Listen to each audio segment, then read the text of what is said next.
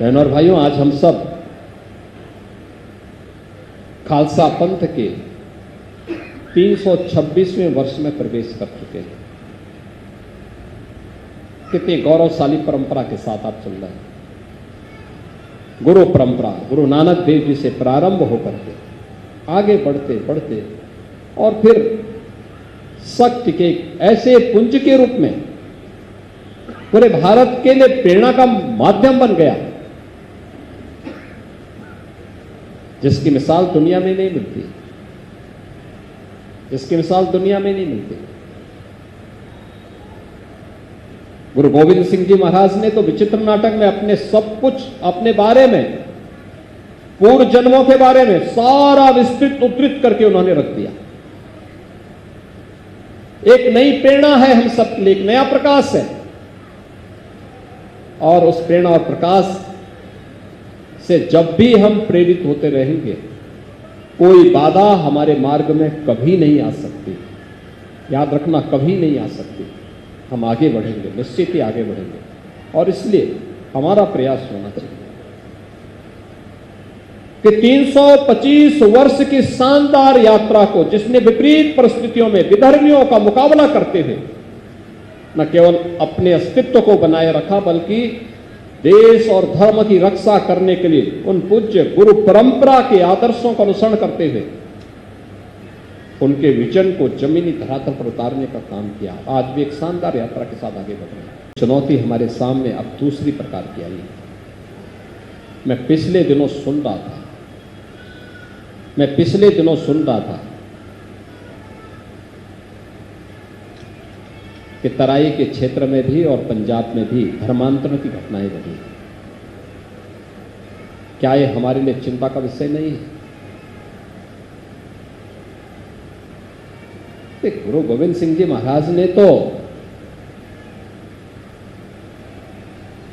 पंच प्यारों में किनको बनाया था? कोई भेद नहीं।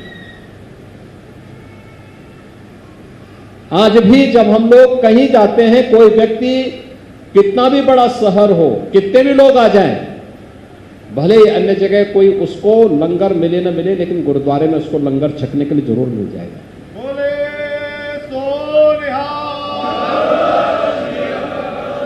कहीं कोई दिक्कत नहीं, कोई भेद नहीं, कोई पूछता नहीं वह सिख है, नॉन सिख है, किस जाति का है, किस मजहब का है, किस धर्म का है, कहां से आया है, कुछ नहीं। जो आया है हर एक को दे करके इसको हमने मान लिया कि गुरु का प्रसाद है, हर एक व्यक्ति को लेने का अधिकार है। उसी भाव के साथ हर गुरुद्वारे में सेवा आज भी चलती है। सैकड़ों वर्षों की विरासत है, लेकिन तब भी ये घटनाएं क्यों? और इस पर मिलकर के कार्य किए जाने की आवश्यकता है। दोनों प्रकार से रोकना भी है, लेकिन साथ साथ इसका कारण क्या है, उस कारण का निवारण भी स्वयं निकालना है। बीमारी अगर कहीं है, उस बीमारी का ससमय उपचार होना आवश्यक है। दूसरा, जिस पराक्रम के लिए, जिस पुरुषार्थ के लिए गुरु गोविंद सिंह जी महाराज ने खालसा पंथ की स्थापना की, उस पुरुषार्थ से भागना नहीं है। भागना नहीं है। जो भी कौम अपने पुरुषार्थ से डिगेगी, उसके सामने संकट आएगा। इधर उधर भागने की बजाय जहां पे है वहां पर कार्य को और मजबूती के साथ आगे बढ़ाने की आवश्यकता है। मैं देख रहा हूं तराई के क्षेत्र में जिन्होंने उसे एकदम अनुपजाऊ से उपजाऊ बना दिया, आज वहां सोना उगलने की स्थिति। अब वहां से युवा भाग रहे हैं। कोई ऑस्ट्रेलिया जा रहा है, कोई कनाडा जा रहा है, कोई यूके जा रहा है। क्यों जा रहे हैं भाई? आपने उस क्षेत्र में कुछ नया करिए। आपके पूर्वजों ने इस बंजर भूमि को, जहां मलेरिया के सिवाय कुछ नहीं था, उपजाऊ बनाया। आज उसको और मजबूती के साथ आगे बढ़ाने की आवश्यकता है। अन्य क्षेत्रों में भी इस प्रकार के कार्यक्रम आयोजित किए जाने चाहिए, जिससे गुरु परंपरा के साथ साथ उन उपदेशों का हम अक्सर से पालन कर सकें, जिसके लिए सब जाने जाते थे। और इसीलिए मैं इस बात को बार बार कहता हूं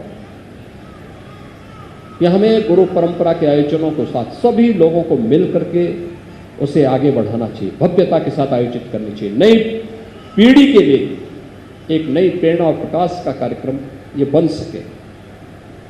और हमें प्रसन्नता है, लखनऊ में जो कार्यक्रम हुए आज देश भर में हो रहे हैं। गुरु गोविंद सिंह जी महाराज के 4 साहबजादों के स्मृति में वीर बाल दिवस मांग होती थी, हो नहीं पाता था।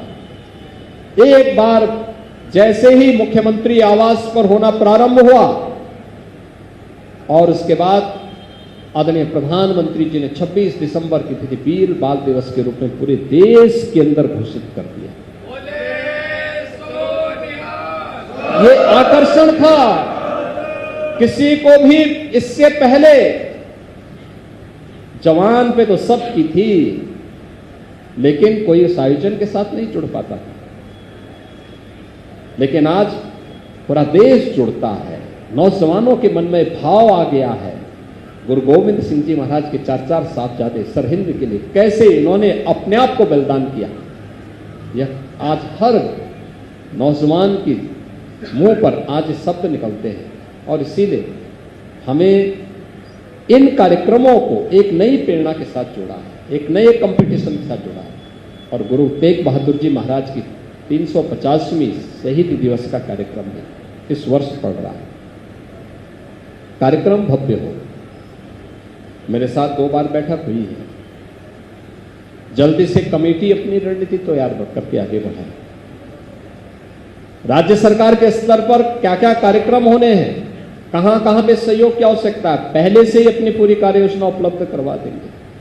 तो मुझे लगता है कि हमें भी उसको और तेजी के साथ आगे बढ़ाने में मदद मिलेगी। हम चाहते हैं बहुत अच्छा कार्यक्रम उत्तर प्रदेश के अंदर होना चाहिए, बड़े कार्यक्रम होने चाहिए, बड़े स्तर पर होने चाहिए, हर जगह होने चाहिए। क्योंकि गुरु तेग बहादुर जी महाराज का हो, गुरु गोविंद सिंह जी महाराज का हो,